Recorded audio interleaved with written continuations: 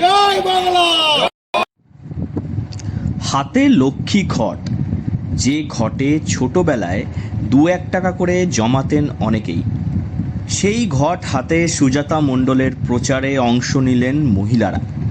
বিষ্ণুপুর লোকসভা তৃণমূল প্রার্থী সুজাতা মণ্ডল গলসি 2 নম্বর ব্লক ও ভুড়ি অঞ্চলে তৃণমূল কংগ্রেসের উদ্যোগে মহিলা কর্মীদের নিয়ে আলোচনা সভা সারলেন। এই সভাতেই দেখা গেল হাতে লক্ষ্মী ঘট নিয়ে মহিলাদের। বুধবার পুজো সেরে শুরু হয় প্রচার। এর আগের বার যখন বিষ্ণুপুর লোকসভা তৃণমূল প্রার্থী সুজাতা মণ্ডল গলসি গিয়েছিলেন, তখন নিজের হাতে ট্রাফিক পুলিশের মতো করে অ্যাম্বুলেন্স পার করিয়েছিলেন। তাই এবারেও প্রচারে চোখ ছিল অনেকের। মহিলাদের সাড়া পেয়ে প্রার্থী বলেছেন, মহিলারা এই তীব্র রোদ গরমে এসে যেভাবে শিল্পা সমর্থন জানালো, তাতে আমি অভিভূত, উচ্ছ্বসিত। একটা জিনিস বুঝতে পারছি যে মহিলারা এবারে বিষ্ণুপুর লোকসভায় জেতাবে তৃণমূল কংগ্রেসকে। 2019 আর লক্ষ্মীর ভান্ডারে বাড়িয়ে দেওয়াটা হচ্ছে মাস্টার স্ট্রোক। এই মাস্টার স্ট্রোকে যেভাবে তৃণমূল বলে বলে ছক্কা হাঁকাচ্ছে, তাতে বিজেপি অক্কা পেয়ে গেছে।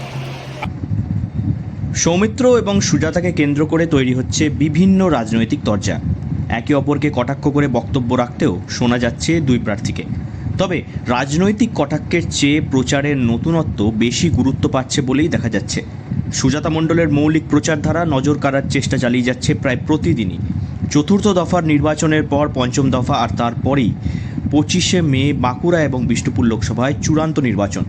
হাতে গোনা কয়েকটা দিন থাকায় প্রচার ধারা আরও তীব্র থেকে তীব্রতর হবে বলেই অনুমান করা যাচ্ছে। বাঁকুড়া থেকে নীলাঞ্জন ব্যানার্জির রিপোর্ট, লোকাল 18 বাংলা।